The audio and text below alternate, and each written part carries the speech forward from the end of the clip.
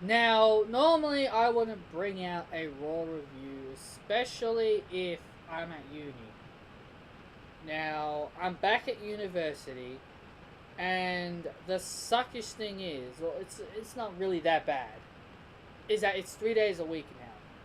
It's now 3 days a week, but that means I'm going to be missing pay-per-views, Raws, and most likely SmackDowns. Now, I'll probably give you these types of videos, like a quick thoughts review or a quick rundown on what happened, and I'm going to be ignoring my messages.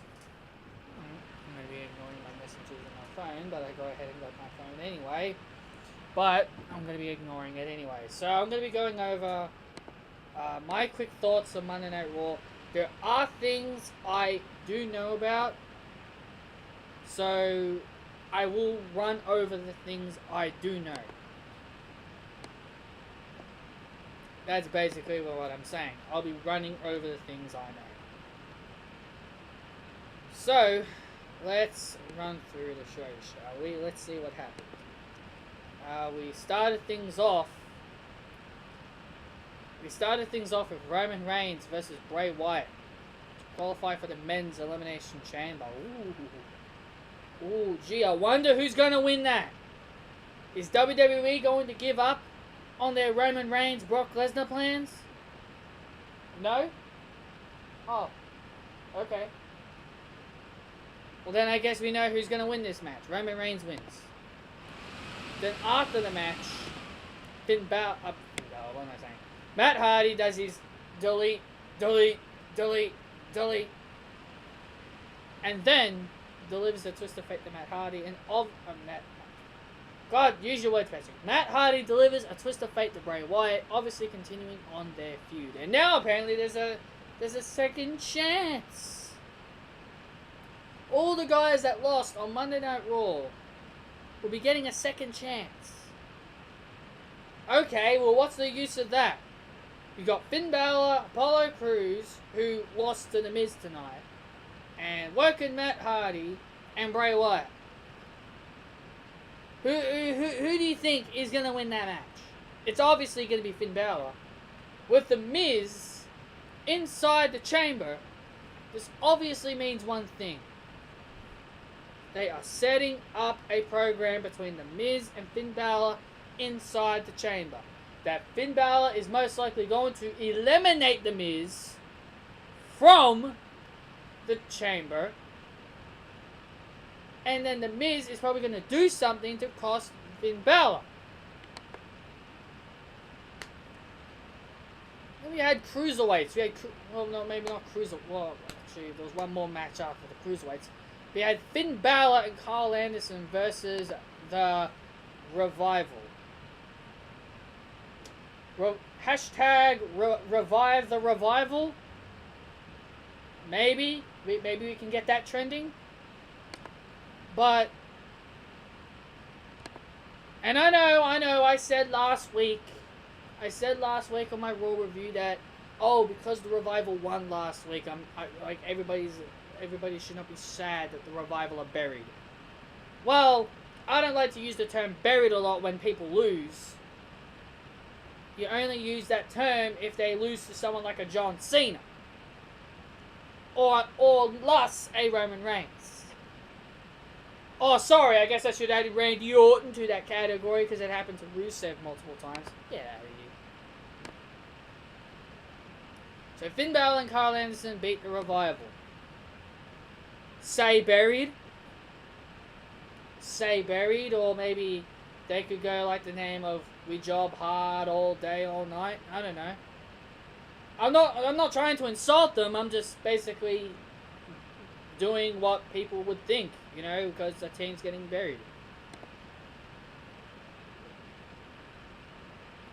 And we had Cruiserweights. Cedric Alexander and Mustafa Ali defeated Drew Gulak and Tony Nese.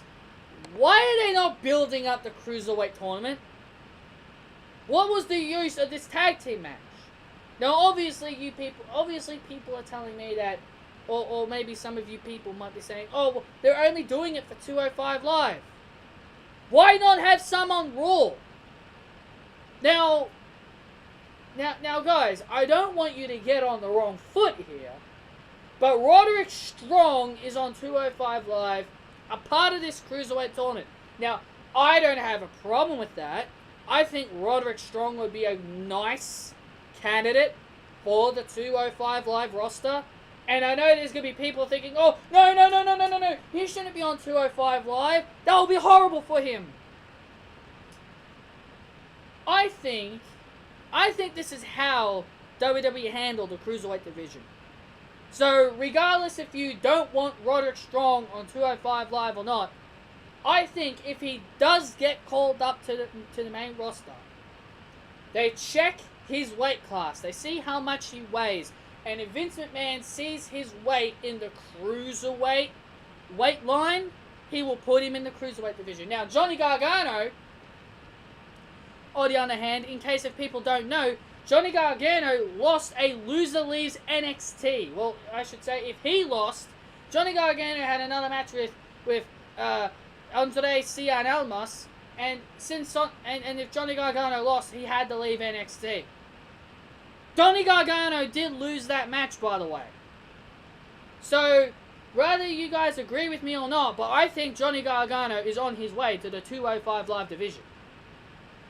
Now, regardless if you don't want him on 205 Live or not, that's really too bad, you know? It's like I said with Roderick Strong. When Johnny Gargano gets called up, they're going to check his weight class, and they're going to realize he's cruiserweight. So then they're going to throw him on the cruiserweights and probably put him in that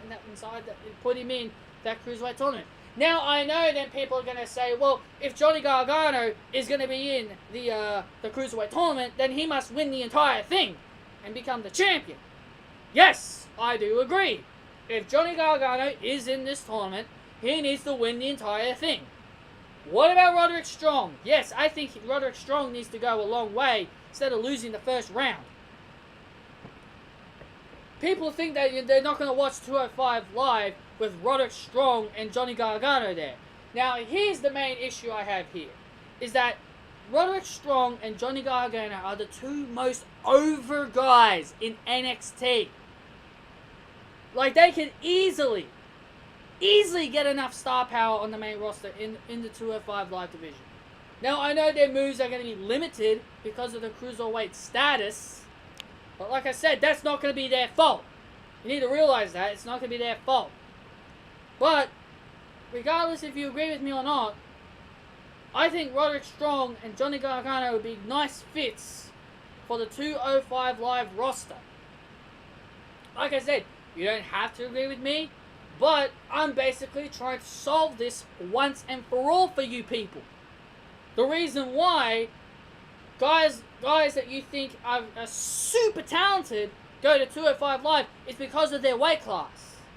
I reckon that is why Hideo Utami went to NXT, went to 205 Live, because they checked his weight class and they noticed he was a cruiserweight. So I think you people need to see the facts straight. Gargano and Strong, their future is going to be on 205 Live, regardless if they're happy with it or not. Same thing for Tommaso Ciampa. His future seems to be 205 Live as well. So let's move on. Kurt Angle announced the participants for the Women's Elimination Chamber. Now, this actually... Well, actually, I shouldn't say it surprised me. What surprised me the most is that they didn't put Nia Jax in there. That's basically what I'm saying. I saw the list when I was at uni. Like, we had, I believe it was free time. Yeah, I believe we had free time on the computers. And then I quickly checked up what I wanted to know from Raw. And I saw the list of people who are going in the Women's Elimination Chamber. You got Bliss, BAYLEY, Sasha, Mandy Rose, Sonya Deville, and Mickie James.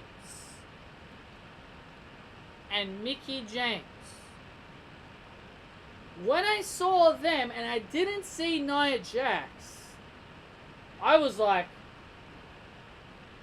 what? No Nia Jax? But then, But then I went onto Wikipedia. Now, I know a lot of people don't trust Wikipedia. But when it comes to matches, I actually kind of trust it. Just a little bit. But then I checked the match card lineup for Elimination Chamber. Then I see Nia Jax versus Asuka, and if Asuka won, she'd be getting a championship match at WrestleMania. Okay, this left me very confused. This made me wonder, has Asuka already chosen who she wants for WrestleMania? So if Asuka wants to challenge Charlotte, so let's say Nia Jax does win this match. So whoever Asuka chooses, Nia is going to be in the match as well. Now, I am no dummy. I'm not going to sit here and say, oh, it's a great idea that they're giving Nia Jax an opportunity. But the one thing that I hate so much about wrestling fans is that they always complain when someone gets an opportunity. When someone gets a championship opportunity, they always say the words, what has this person done to get a championship opportunity? When I went over my SmackDown Live review last week, I said, what's the bet? There's going to be people complaining why Zack Ryder was in the Fatal 4-Way. Lo and behold, I watched my good friend King Schmidt, and I heard him say that. I heard him say those words. I heard him say, why does Zack Ryder belong in this Fatal 4-Way? Hello, it's because he's in the mid-card. Who do you want to see in that Fatal 4-Way? That's what they should have asked him, but again, that's what I was thinking. For those who were complaining about the fact that Zack Ryder was in the United States Fatal 4-Way to determine the number one contender, who would have you wanted in the match? That's basically my question. Who would you preferred in the match? Oh, Randy Orton? Please. I've heard stories going around that they're going to have Randy Orton be the one to beat Bobby Roode for the US title. I'm a Randy Orton fan, but oh my god. Oh my god. Imagine the fan base. Imagine all those Randy Orton haters who claims that he buries people. When he beats Bobby Roode, I bet you there's going to be a lot of people out there saying Randy Orton buried Bobby Roode.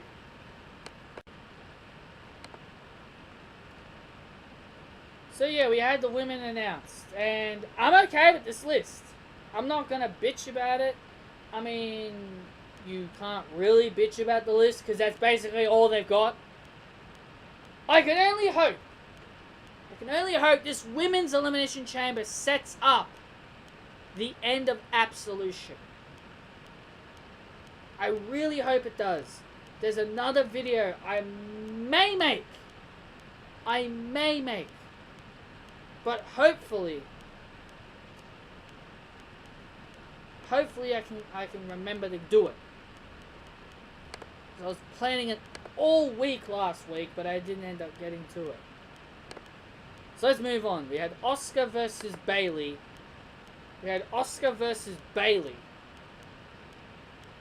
Okay, look.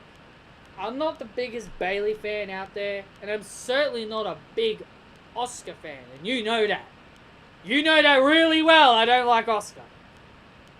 I mean, like all the times I've gone over talking about her. But I'm not going to sit here and say this match was bad. Now, did I watch it? Yeah, a little bit of it. I checked out most of it on WWE.com. Or should I say on YouTube. So, it was an okay match. BAYLEY had a good effort. I'll give BAYLEY that. I've never criticized BAYLEY's in-ring work. I've never criticized that girl. I've never criticized that she can wrestle. The only thing I just don't like about BAYLEY is her character. I never said she's a piss-poor wrestler. At least she has more moves than Asuka. All Asuka does is kick, kick, kick, kick, punch, punch, punch. And then submissions. At least BAYLEY actually has a freaking moveset.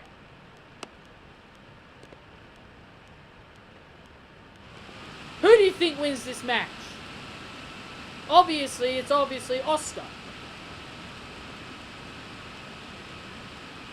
The Miz defeats Apollo Crews in a qualifying match. Cool. Cool. So I guess this is why they're having, like I said, this is obviously why they're having that fatal 4-way second chance. And that is why they're going to have Finn Balor win. So then he can beat The Miz. And eliminate the Intercontinental Champion. And then set up a match with them at WrestleMania. That's the only reason why Miz is in the match. Same as Elias. He's only in the match just to eat an AA from John Cena. That's it. Jason Jordan was meant to be Seth Rollins' partner, but because of his injury, Roman Reigns and Seth Rollins teamed up against the Bar, and the Bar ended up winning by disqualification. Jason Jordan has screwed Seth Rollins. Nia Jax versus Vanessa Floyd, a jobber. That Vanessa Floyd didn't look half bad, I'll say that. She looked pretty decent. She actually got some moves in. Kind of surprised me. I thought a jobber is meant to stand there and take all the hits, and in the end, ultimately lose. But this Vanessa Floyd, she definitely looked like she had some moves. She was able to hit Nia Jax, and even nail a damn drop kick. Now, I'm not saying that in frustration. I'm actually saying that in surprise. This Vanessa Floyd actually knows how to wrestle. So I guess this doesn't mean she's a jobber then, right? She's actually a professional wrestler. But regardless of her efforts, and I'll give Vanessa praise. She at least mounted some offense in, unlike most jobbers. Unlike most jobbers. You know? Unlike most jobbers, they just stand there and take all the hits. Because that's what they're meant to do. But at least this Vanessa Floyd actually put up a fight. So Nia Jax beats Vanessa Floyd with a leg drop. Looked pretty good. And also Vanessa Floyd's selling was pretty good too. A lot of people like to criticize jobbers, but this girl did pretty good. She sold well. She even sold a gorilla press. When Nia Jax threw her up and pressed her, when she fell face first, she actually bounced her body up and then was like, blood, and fell right, then had her hands spread out like that. Double thumbs up. This girl did a very good job. I don't normally praise jobbers, but Vanessa Floyd, well done. Well done. You actually impressed me. Even though you were losing anyway, but you impressed me of your selling.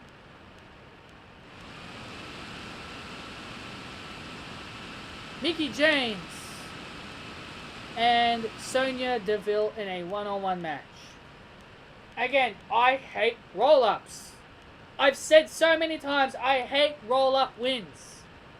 Why is someone like Mickie James doing roll-ups to beat Sonya Deville? Now, I've said multiple times that I am one to give newbies a chance, like Sonya Deville and Mandy Rose.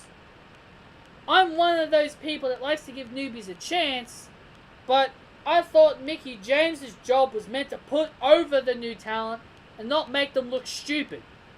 They made Sonya Deville look completely stupid.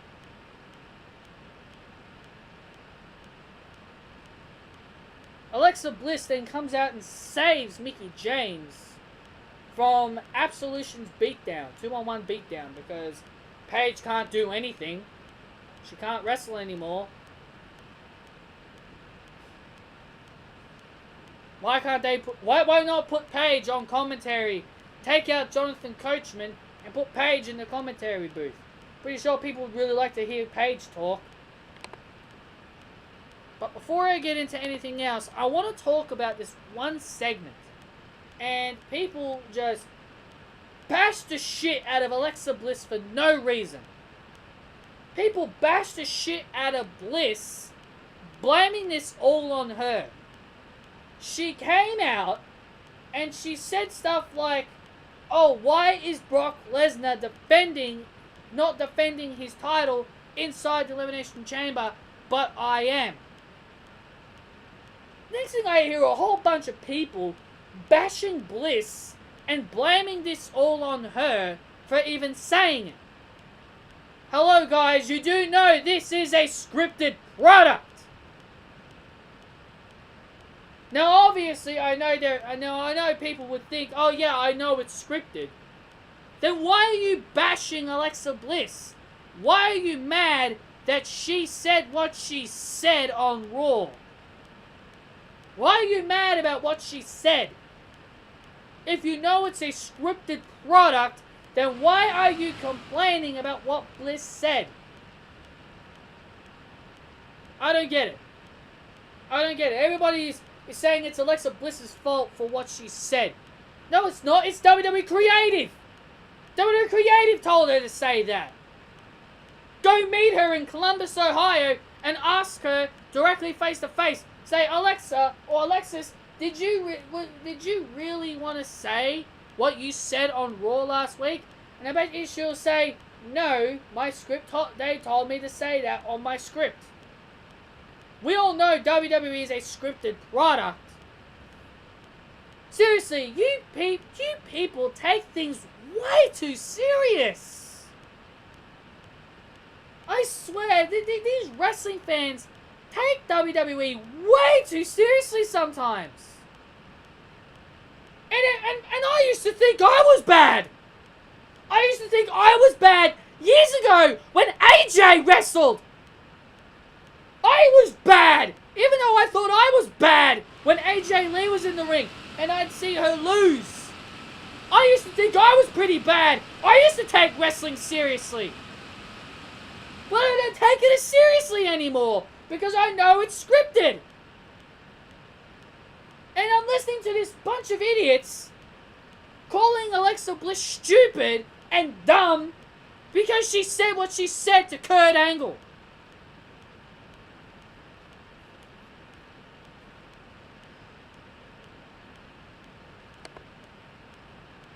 You fans, this just shows you how stupid the professional wrestling fans are. Blaming Alexa Bliss for what she said. Obviously, it's all those idiots that believe WWE is real.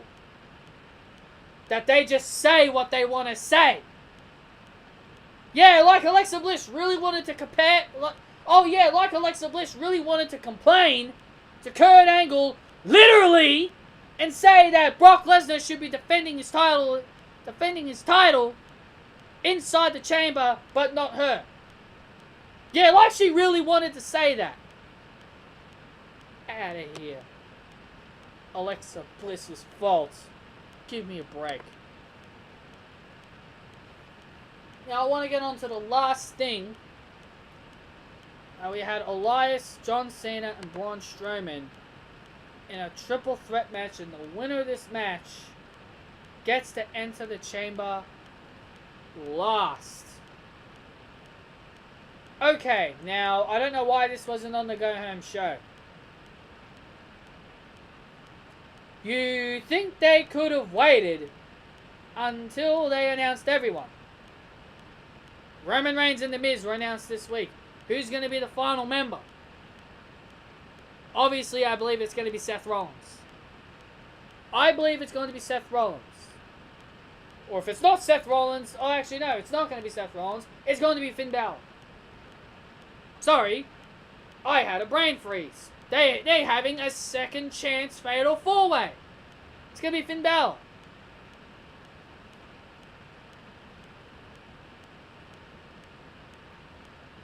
So,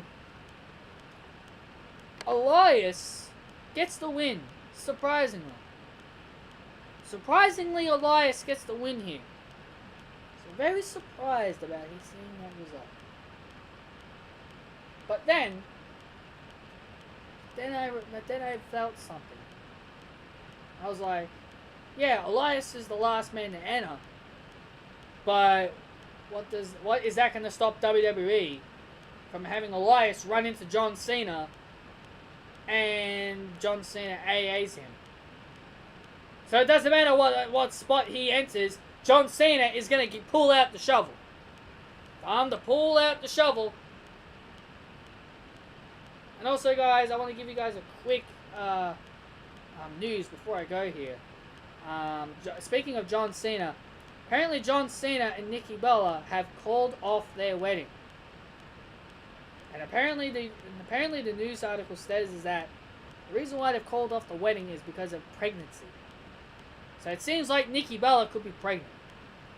I know you guys probably don't care, but just thought I'd pull that out there just in case. Now, maybe after this video, I will pull out what I want to do.